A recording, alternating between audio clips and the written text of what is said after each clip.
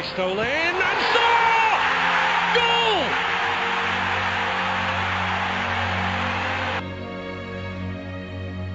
And a shadow of a doubt is cast over Liverpool's cloak of invincibility.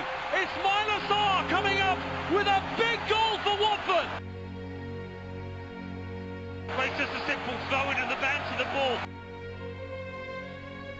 Again here, it's Ismail Assar, and it's 2-0, and Liverpool really have been stung in the hornet's nest now. They are right up against it, thanks to this double from Ismail Assar.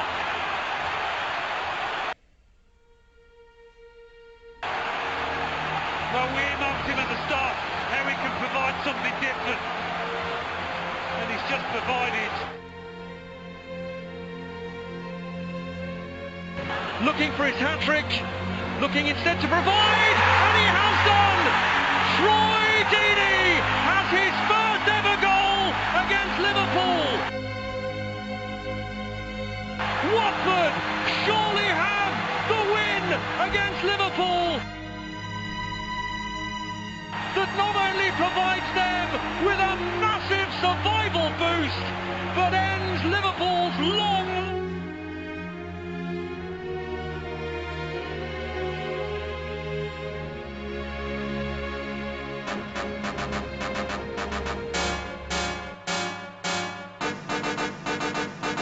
You're all about to witness a monumental throwdown.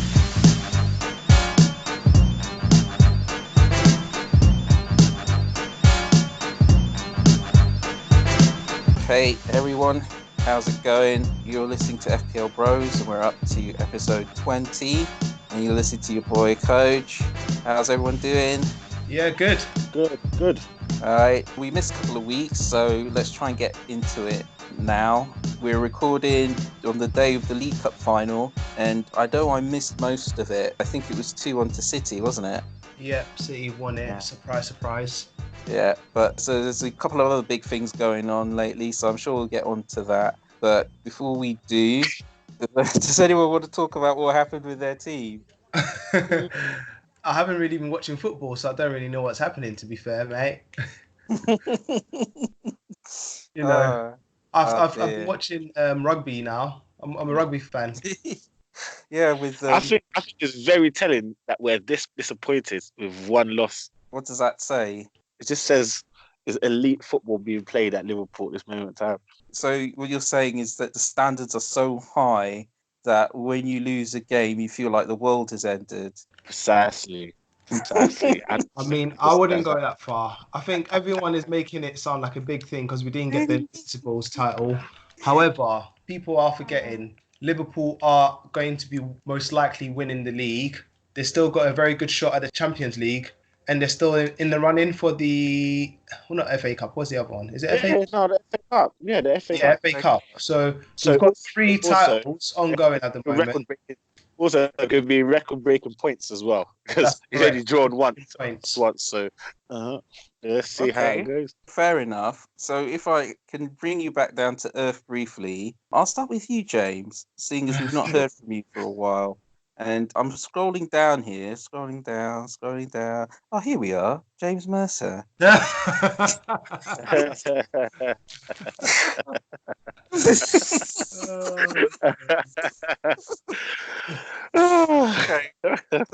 31 points. Do you want to talk us through that? So this is a low-scoring week, I'm aware, because there's a lot of teams that didn't play. So I'm going to be a bit less harsh on myself. What I tried to do, I thought Liverpool would wipe out Watford. I wasn't paying attention to the Nigel Pearson factor. So I captained Mane, which was a bad idea. Yeah. It's not a bad idea. Got Pope in goal. Yeah, but for that game, I don't know. It's a bad idea in hindsight, but for the game. In hindsight, I think honestly, what were the signs? You know, if it'd been Leicester or Man City, then yeah, sure. But a team in the relegation zone. But Watford at home, if you watch their last few games at home, how Pearson's been performing, they lost to Everton a while back. Yeah, they've still been unpredictable. They've still been a team that you just never know whether they're going to win or not. Like what's going to happen, No, especially but with national. yeah, but how many times do Liverpool play unpredictable teams and still come up on top? Yeah, I don't think it's a game which I would have predicted Liverpool to lose, especially No. to lose 3-0. That's I mean, I think somewhere that Watford winning was like 6 or 7-1. Do you know what I mean? Yeah. Yeah. Anyway, yeah. So, Obviously, the okay. fact that a couple of teams, well, 4 teams weren't playing this weekend, I appreciate that had an effect. But you still did okay because the average was 26. So my little curveball. So since I've been here, since it's been a while, I've done a few, changes that I haven't really spoken on. One of yeah. them, I put Henderson in my team. oh, did But you? yeah, I did. Yeah, I was talking about not Henderson, Liverpool Henderson, the keeper, Oh, because okay. Henderson. he was getting he was getting a lot of clean sheets and he was doing very well, scoring a lot of points. I thought, let me just sneak him in here. But then Okay. I kept on putting on my team and Pope on the bench, and Pope kept on getting clean sheets over and over again. Yeah. So I learned from that. I swapped Henderson for Pope this week, so Pope got me 10 points. That's great. I put Calvert-Lewin in my team.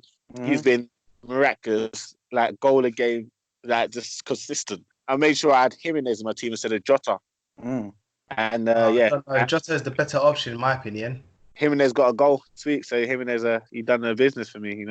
Got me 7 points. So 7 points for Calvert-Lewin, 7 points from Jimenez, a measly 4 from Mane, and a measly 1 from Alexander-Arnold, and only 2 from Chilwell. Good stuff. Good stuff. No, I mean, you didn't do badly. Again, like I said, even though you had a number of players not actually playing, that was all right. I'll go next in that case. So I came in with 31 points. It was actually 35, but I took a minus. And there's not an awful lot to say, really. It was only Pope and Jimenez who did anything. I got Pope back in because I was just getting so sick and tired of him banking the clean sheets and Foster not getting anything. The same thing happened to me. Same thing. Yeah, but Friday was just awful. Listening to Norwich and Leicester. I mean, I was so mad when that game ended because I couldn't believe it. Harvey Barnes done it to me again. Every time I get that boy in, he does absolutely nothing. Nothing. Same. Yeah, I know, and I was just screwing. But yeah, again, I'm above average, so that's not too bad. I did go down in the rankings slightly, but there's still a few game weeks left. So yeah, it could have been worse. How about you, Derek? I'm the same as you. Barnes, Vardy did nothing for me. My Liverpool assets did nothing for me. Luckily, Pope delivered once again. I had Kelly in my team, but he didn't play. So that was disappointing because Crystal Palace kept a clean sheet. Yeah. My Spurs defender, Aurier, also delivered for me, which gave me some good points. Oh, he got a goal, didn't he? And Aurier got a goal, and he almost got an assist, but it's because Dele Alli's shot got saved, so the assist went to Dele Alli instead because what's his name scored? Oh, right. Bergwijn, or his name is. Bergwijn. Yeah. Hey. Bergwijn is good, Jota got a goal and an assist, so that's a bit. Yeah, you're right about that earlier, Derek. Yeah, I mean, we can get onto that a little bit later, but I'm sure you guys have got your piece to say. For anyone who doesn't know by now, on Saturday, Liverpool went to Watford and conceded 3 goals without reply. 2 from Ismail Sarr and 1 from Troy Deeney. And I don't know what the stats of that game was, but again, I didn't see it. But from what I heard, I think Watford, they were a bit shaky at the beginning, but they saw it out comfortably. Although, I don't know. Again, I didn't see it. So if anybody wants to correct me, go right ahead. It's your time. It's your thing. It's your moment. Go. In the words of Arsene Wenger, I didn't see. I watched the game and I must say Watford played very well, especially Sarr. They played counter-attacking football. They punished us on the wings by running down the wings. Trent gave away the first or second goal. I can't remember. He tried to pass the ball back to the keeper and intercepted. That's what I heard. Yeah, he passed it back and then one of the Watford guys slipped in there and it was all over. Yeah. And, didn't Andrew Robertson, didn't he lose Sarr for one of the goals? I mean, Sarr was unplayable that day. He was really good. And I'm happy for the boy because, he deserves it. I think he's a good player. It's just a shame that we didn't get a goal back. We had a good chance. The keeper did well for them. It just wasn't Liverpool's day, I think. I think it's one of those things where maybe there was a chain reaction throughout the team. I don't know. I got the impression that Van Dijk wasn't at his best. And when he's not at his best, I think it affects the whole defence, really. I don't know. I don't know what to say about Van Dijk. I think he played all right. Okay. I think the partnership with Lovren Mm-hmm. actually was not something he'd done in a while. So maybe, I don't know, maybe he didn't feel as comfortable as he would have with Gomez. But Guys, remember I've been saying this? I've been saying this for a while. I have been saying this for ages. Whenever we lose, I always blame Lovren. Okay. I wouldn't say I blame Lovren, but James, just now, Derek confirmed to us that Trent Alexander-Arnold was at fault for one of the goals, and Andrew Robertson, I heard, was at fault for the other. So yeah, but when as I said that clean sheets were going to start coming. When Gomez no, don't change the subject, fam. Don't change the subject. Okay, what has Lovren got to do with Trent Alexander-Arnold making a bad back pass? Maybe nothing. Maybe it's something, But when Lovren's in the team, we seem to lose. So this is what happens. So that's your analysis, is it? My unfortunate analysis, I'll say. Unfortunate. I'm just hoping that Joel Matip can get back. Have you got anything else to add? I heard that Mane was pretty quiet for the whole game, for example. Like I said, they played well. They shut us down. Trent tried to get some crosses in. They stopped the ball being crossed in. Robertson managed to get a cross in. Nothing really happened. He even got a shot off. Tried to score a goal. They played well defensively and offensively. I'll give it to them. Okay. One of the post-match analyses that I heard was all about mentality. One of these pundits was saying that nobody's really been pushing Liverpool for most of the season, and as a result, their mentality has suffered. Anyone wanna weigh in on that at all? I don't agree on that. Everyone's gonna lose eventually. I was gonna ask you, so Derek here, do you think Henderson not being there, do you think it was felt? I heard that as well about Henderson not being there. I did think we felt in the midfield. We definitely got like dominated a bit in the midfield. I won't lie. Nothing against Fabinho and Wijnaldum, but with no Hendo, I don't think we managed to hold our own in the midfield as good as we usually would do. I think not a lot of people notice it, but Hendo puts a shift in to make sure that we always win the ball back and people are where they need to be. And I think they did kind of get us a few times in the midfield and make a run on us because we couldn't close them down or win the ball back quick enough. Okay, all right then. So moving on, what does the future hold, lads? Then, how do you feel about your next Premier League game? I feel fine. It's against Bournemouth. Think about Liverpool? It's Bournemouth. That's right. It's Bournemouth at Anfield, presumably. Yeah. And that should be fine. What's the feeling? Are they going to shake it off? Yeah, I think Liverpool haven't played particularly well away from home this year, so I'm not surprised we lost away from home. I think there's to shake it off. That's the one. What's that? If there's a game to shake it off, that's the one. Okay. What was the one thing I was going to say? Yes, another thing that I've heard is that they haven't been the same since the winter break. They haven't. No, you're right. I think that we've been scraping victories from the start of the season, actually, to be honest with you. We haven't really given many teams a hiding anyway. Every victory has been like 1-0. They come back from behind. We've been scraping victories for a long time. No, that's just true. There's been a few of them. Oh, well, I guess it had to happen. Never mind. Yeah, all right, then. I'm glad it happened against Watford, not Arsenal. Yeah. Same. Be careful what you wish for.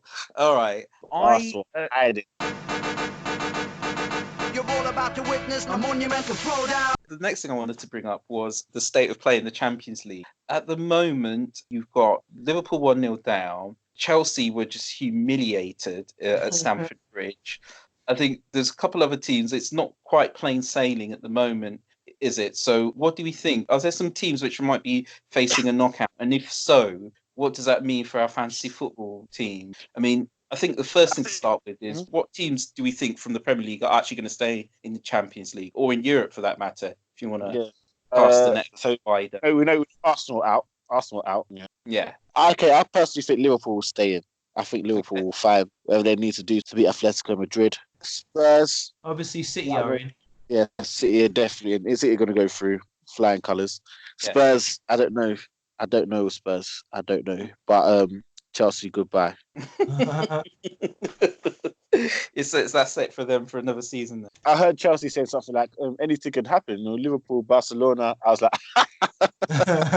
wow. Listen to this. Okay, James, I've just got to say, who's getting the kids, you or Frank? what, divorce, yeah? Yeah. I didn't want to say the D word. I didn't want to say the D word, but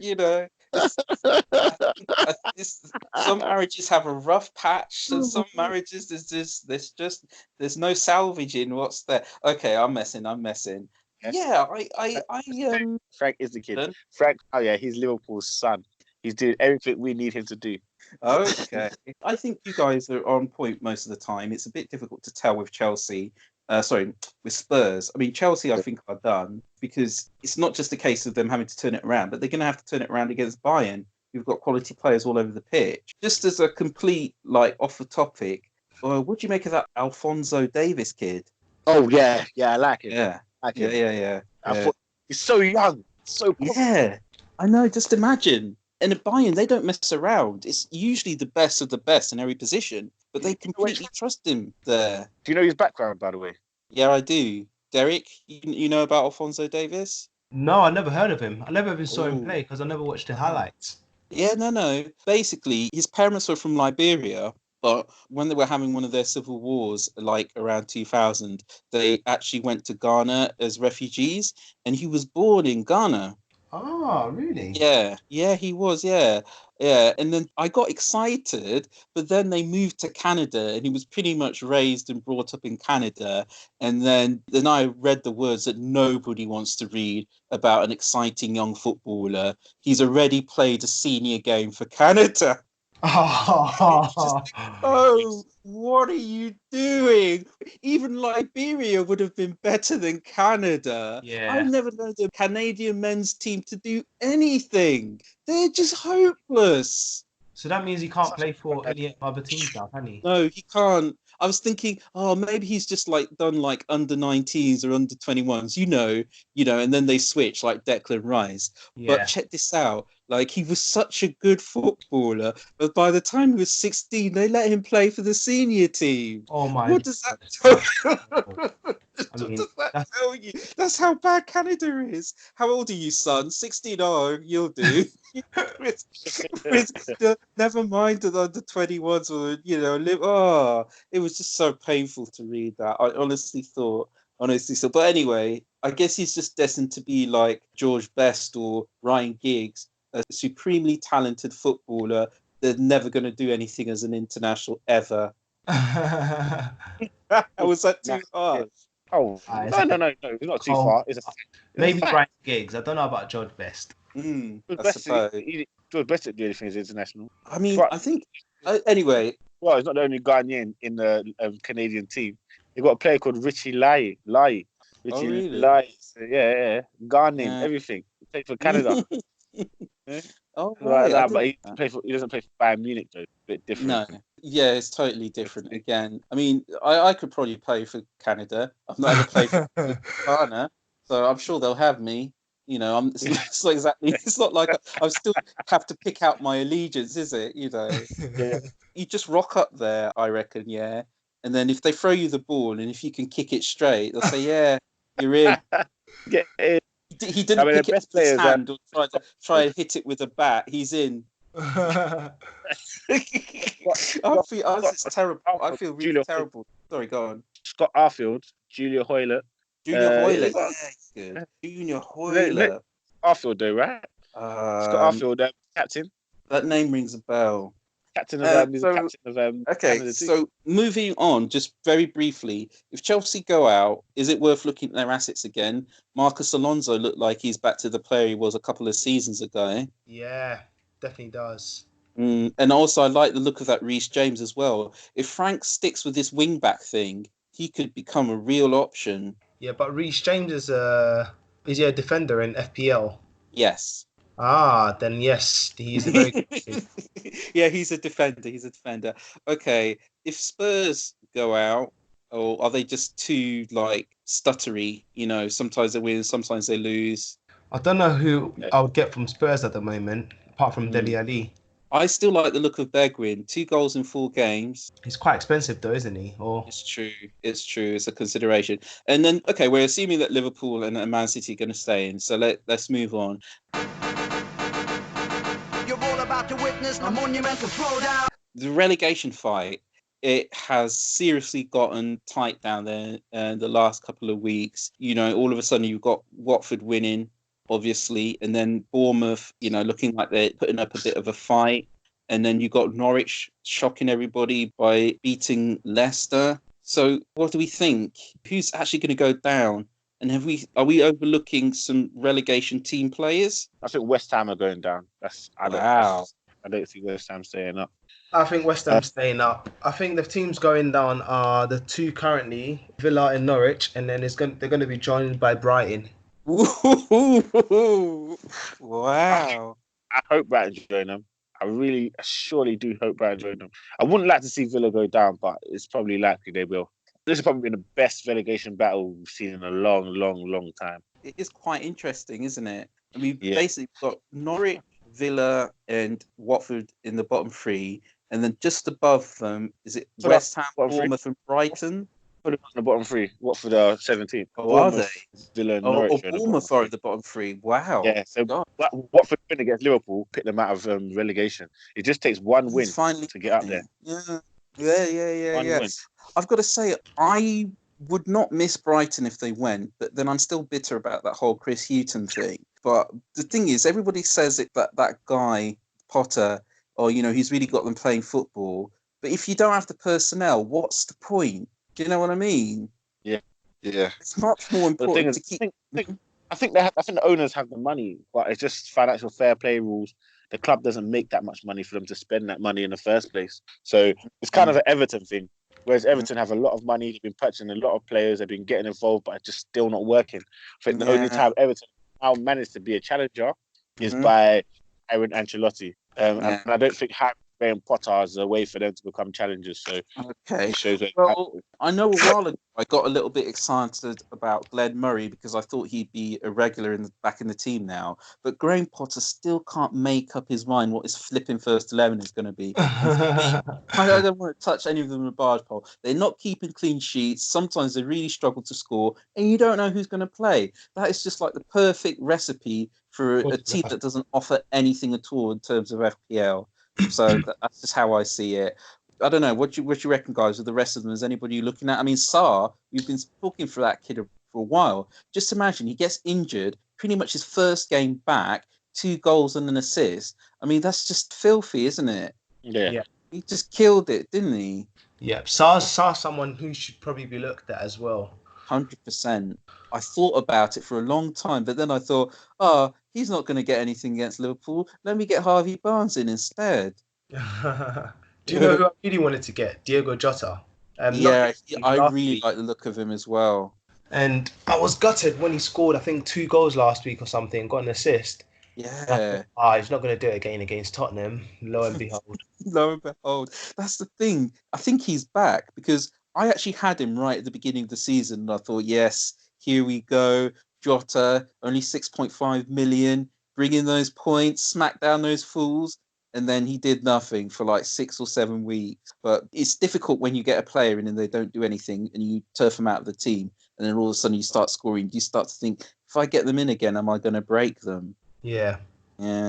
James, what do you reckon? These relegation teams, is there anybody you've got your eye on? Sarr, surely you must have taken notice of him. I think, okay, so if you notice, we've been talking about, in terms of relegation teams, we've been talking about 3 or 4 teams, but there's 6 teams in the relegation battle, firmly in. So it goes from 15th to 20th. All of them are like 28 points. So there's 1 point that separates. 3 points separate 19th from 15th. So you need 1 win to get up to 15th. So I still believe that Grady can have the next 3 games of his life and Aston Villa will be safe. It's true. I mean, well... Grealish doesn't get snatched up. Yeah, but if Villa go down, Grealish is leaving. But at the same time... what club's going to take him? United. Oh, wow. United already have players. They won't take Grealish. Well, the talk on the street is that United are going to buy Grealish as soon as Villa goes down. They got their eye on him. That's what they want to do. Maybe But- Liverpool. We like taking good players from clubs getting relegated. Ginny. So Villa, their goal difference ain't great, but one victory they go up there. So I would fancy a Villa player. I would add Grealish to my team, actually, in all honesty. I thought Man United were interested in James Maddison. That's what I always hear them being linked with. I just don't feel yeah. I think Man United need a player more to carry their team, and Maddison is not going to carry Maddison's capable carry. No, but the thing is, he takes all the set pieces at Leicester, pretty much all of them. I think, and he's good at anyway. Hey, have you seen what Maddison looked like when he played for Norwich? No. See, this is the thing. I know why he's got that crappy 3-day beard, because without it, he looks like he's about 12. It's embarrassing, man, to come onto the pitch and people say to you, "Oi, mascot, what are you doing? Get off. Game started." He looks so young. Anyway, that's just me like going off topic and talking crap again. Yeah, Grealish. He has to do it all, really, doesn't he, at Villa? But lately, he hasn't been playing awfully well. I wouldn't say he hasn't been playing awfully well. I just don't think he can. He's been unlucky. Yeah, I don't think he can keep doing it all by himself. Like, no, his dribbling was brilliant. Like, I saw a few. I think his last game, he was dribbling, and he just got tackled. Yeah. Gutted. Actually, sorry, go on. I was gonna say, and like usually, here's the difference that makes the opportunities for the team. But if he can't get anything, then they're most likely going to lose the game. Yeah, James, what did you make of that Tanzanian guy that got up front of Villa, Samata? I mean, he got a goal against City today, didn't he, in the cup? I don't know much about him. Oh, okay. Well, the word on the street is that he's lethal with his head. He's a very good header of the ball, and I think the goals he scores over. Did he score with his head today? Was it a header he scored today? I think it was. I'm trying to see the highlights. Yeah, it was. Basically, what happens is that John Stones slip, and it sounds like I should be saying that every week. Anyway, like a John Stonesy thing. Yeah. Anyway, the first goal he got for Villa was definitely a header, and I just heard that apparently he's really good with his head. So anyway, that's 2 goals he's gotten for Villa so far, and he's only been there for like 4 or 5 weeks. So maybe he's one to look at. Right. One last thing. For a long time, we've just been avoiding Arsenal and Man United because they're just not the teams they used to be. But lately, they have been doing relatively well, particularly Man United. So is there anybody we think is worth jumping back on out of those teams? To be fair, their players are generally quite expensive in FPL, but still, what do we think? Just the obvious, I think, Fernandes. Yeah, Bruno. He's racking up points from different things, assists, goals, like everything. He takes penalties. More penalties. Fernandes. Yeah. 2 of his goals. And that's the thing. A Man United player who actually scores penalties, they're worth their weight in gold, aren't they? Yeah. Especially as things are really tilted in their favour. Yeah. I mean, that was just a sly dig at the last 2 penalty takers. But anyway, anybody at Arsenal apart from the usual Aubameyang? I think we talked about Saka a little bit last time as well, didn't we? Saka's good, but I wouldn't get him on my team at the moment. Aubameyang, obviously, yeah. Yeah. Nketiah? No. For me, just Aubameyang at the moment. I hear Mustafi is starting to look like a proper defender these days. Yeah, but I would not trust any Arsenal. I would never trust anyone. I wouldn't trust is him, Mustafi. But I just interesting. Scott McTominay.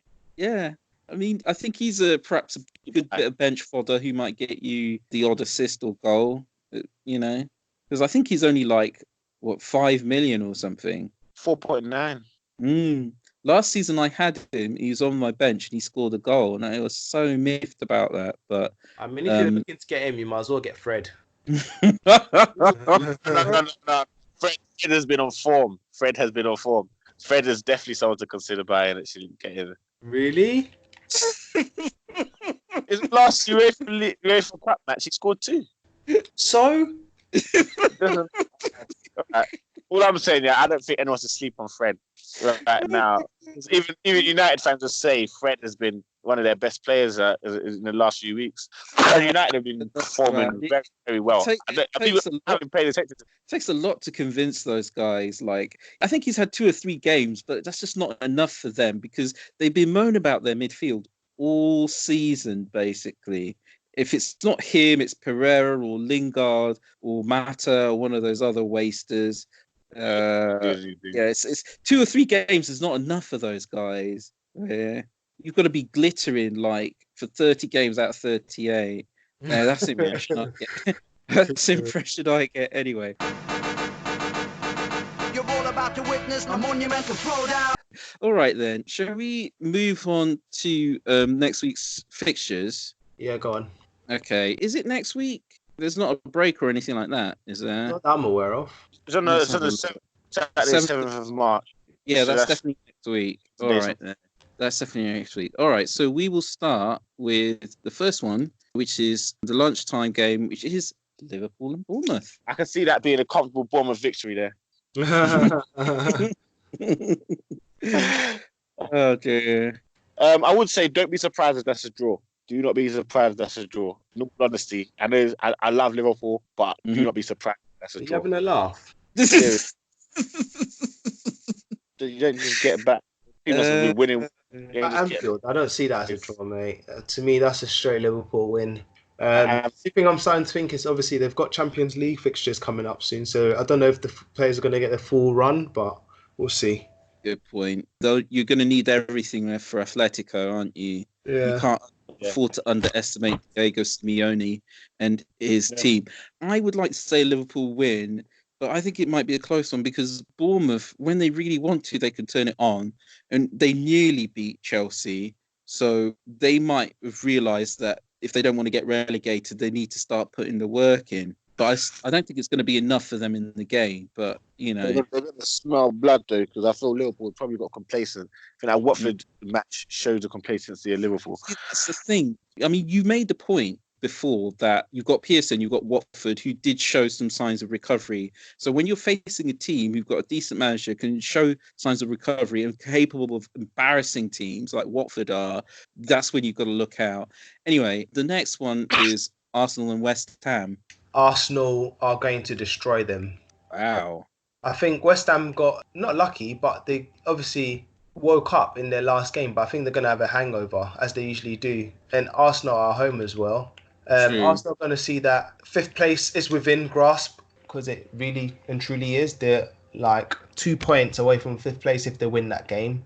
Yeah. And United's next game is against, who is it? City. So if Arsenal win and United lose, and then Arsenal win their next game again, Arsenal are going to go ahead because Arsenal are 1 game behind. So Arsenal are actually, strangely, within the grasp of Champions League if this ban goes through. So yeah. I hear what you're saying. They've got a lot to play. Yeah. So basically, it's a lot of stake for Arsenal. Me personally, they're at the Emirates, and West Ham just have a terrible, terrible defence. So they're certainly not going to keep a clean sheet. James, what do you reckon? Can go either way, but because I just don't trust Arsenal. They're just so up and down. But at the same time, you have to be aware that Arsenal, I think they're undefeated this year, 2020, in the Premier League, right? You're kidding. Arsenal. No, it's true. They are. How bad? Does that sound bad the way I said that? It's true. Someone said it. Arsenal are undefeated in the Premier League this year, but I mean, it's you know, it's like what, like 2 games. Anyway, all right, fair enough. There's a couple games. So I think Arsenal, they could scrape that. Arteta is doing quite a good job there, so I think they could walk away with that one. Actually, I would say if I had a better man, I put my money on Arsenal. I'm still not convinced by him because, to me, a sign of a team which have got something to offer is when you see what sort of identity they've got. And to me, yes, Arsenal run around an awful lot, but a lot of the time it's like running around like headless chickens. You can run and run and run, but if you're not going anywhere, you know, who the hell cares? You know, I don't know what the style he's trying to impose is, but anyway, it's only been a few games. So, you know, I'm just saying to Arsenal fans, you know, just guys, fellas, be chill. Well, not that they're ever calm, really, but anyway, Burnley versus Spurs. That's a late game on Saturday. 0-0. 0-0. Yeah, No I mean, score draw. I think that's quite. I can see that happening too. I can see Burnley keeping the clean sheet. Actually, I can see again. Even though I've been talking up Bergwijn, he's not Harry Kane, is he? No way. All right, Chelsea versus Everton on Sunday. 2-2. It's a 2-2 game. It's a hard one for me. It is a hard one, isn't it? You've got Ancelotti going back to Stamford Bridge. Has he got something to prove? I think so. I'm going to go for Chelsea purely based on the fact that Lampard has managed to do over his predecessors, hasn't he? His former managers. Yeah, he has a reputation doing that. His former managers, yeah. He's showing himself to be a bit of a smart, isn't he? Those 10 GCSEs now it's starting to tell he's got all those grades, isn't it? Yeah. I mean, I was saying that Arteta couldn't tactically outthink Ancelotti, and he totally did. So, yeah, maybe. I think a score draw is a fair prediction. Anyway, that's from me, anyway. I'll go with score draw as well. All right, then we have a blockbuster of a match. Man United conceivably on the way up. Man City in many ways on the way down. Surprisingly, I'm going to take a risk on this one and go with Man United. Interesting. I'm going for City just because City do have their full strength. The defenders are also back in terms of Laporte, Otamendi, so on and so forth. Yeah. De Bruyne got rested today. Aguero scored. Good form. And United don't have any key strikers. Sorry, James, what was that? Did Laporte pick up an injury in the Real Madrid game? He did. It's true. So you know what it is. He didn't play in the Carling Cup final. The Carabao final. He didn't. No. Fernandinho played as halfback. So I'm gonna have a quick look what it says here. Laporte. It's not looking good actually. Expected back 5th of April. Oh, fair enough. Oh my God, the game, man. It's like entire game.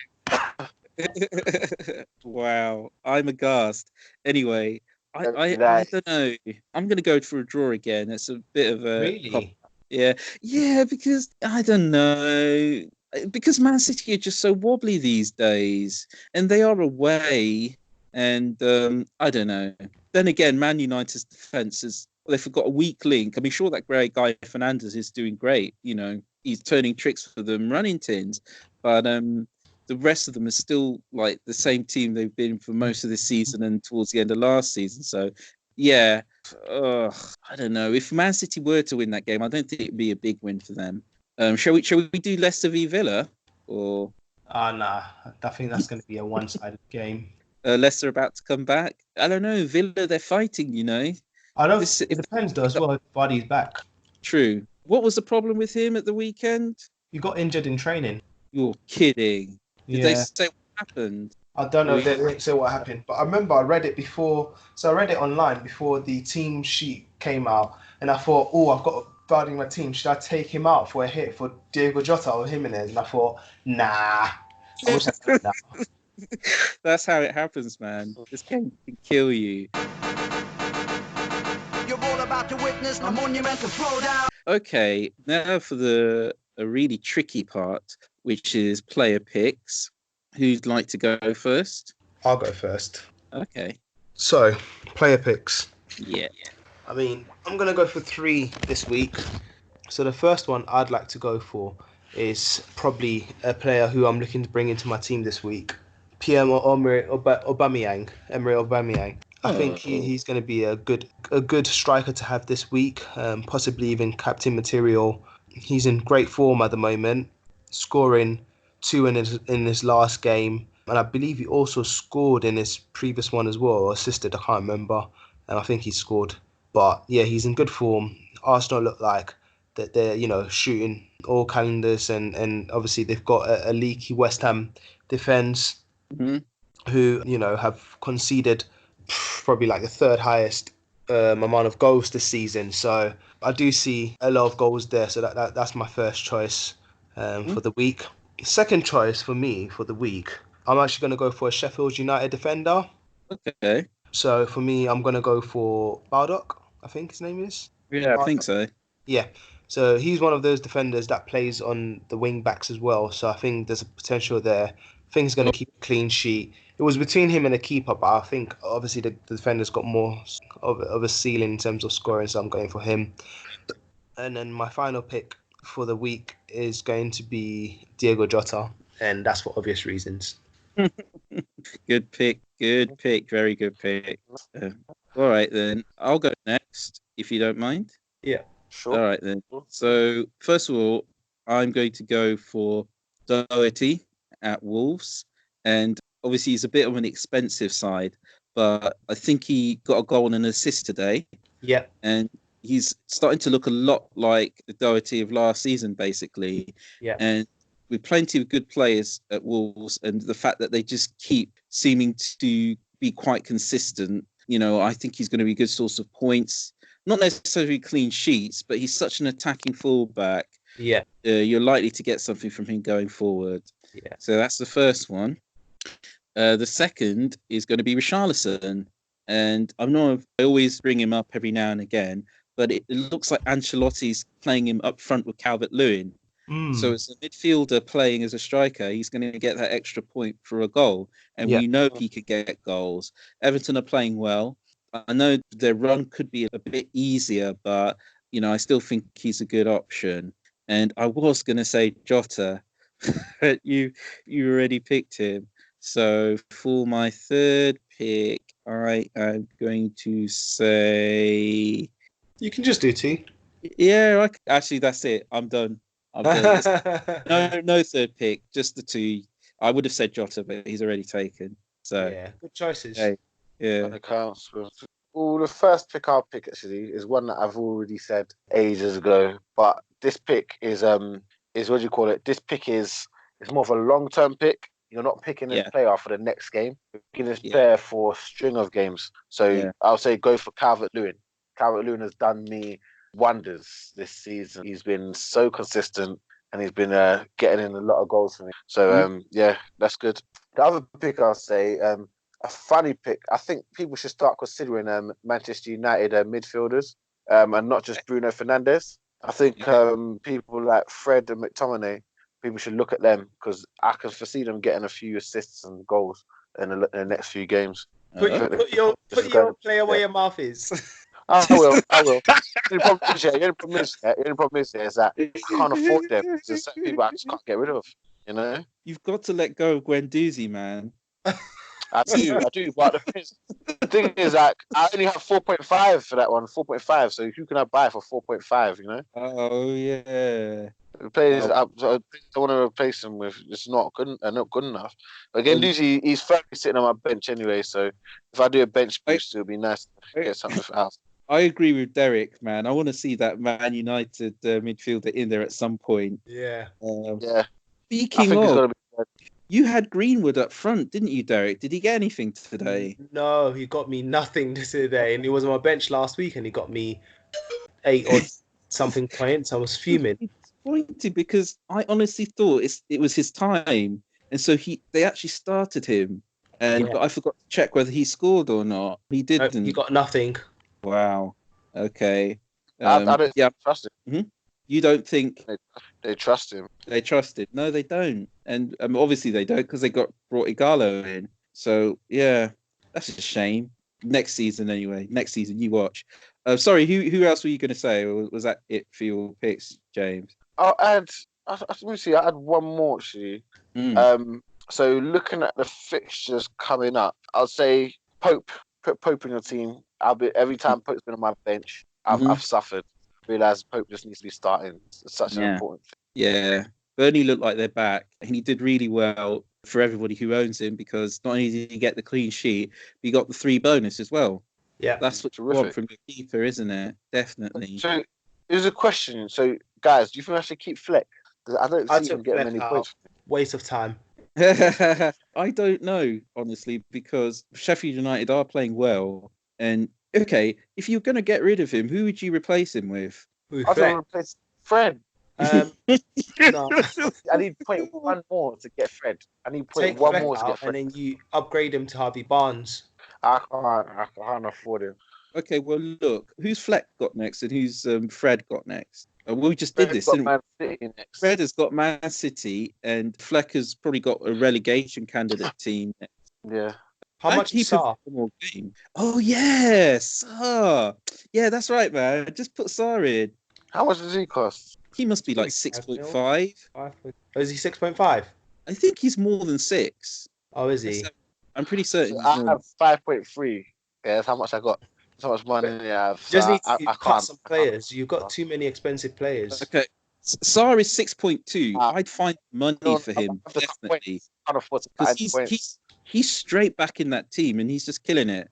Yeah, And I'm going to start thinking of ways to get him in. In fact, he's going to be my 3rd pick. Saar, I want to get right there. Grealish out for him eventually. Yeah, I might even do Traore for him. So yeah. Anyway, so Fred has got Man City next, and Fleck has got Norwich next. You might as well keep Fleck for Norwich, man. You got to keep Fleck up next. You know, I'm thinking. No, Crystal Palace. I'm considering getting Andre Gomez. I don't know about that. It's going to take a while for him to get back into match fitness, but the fact It's that he's not just training that, in the first, but it's not just that. He's not going to get you any points at all. don't think. If you're gonna, no, I can guarantee you, he's not getting you points. Basically, for the price he is, do you know what? We'll save this for another time. Let's do shock results. Does anyone want to make a start with shock results, or? I think we've covered a lot. If they're going to carry it, so. No, I was going to say I can't imagine any this week. But if it was going to be any for me, it'd be United to win against City.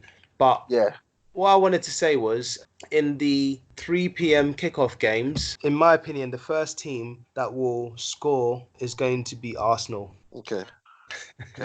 Aubameyang will get a goal in that game, no matter what happens. Aubameyang could be Lacazette, it could be Pepe, but I just see Arsenal scoring first in the 3 p.m. kickoffs. Okay, do you want to know what my shock result is? What? Who?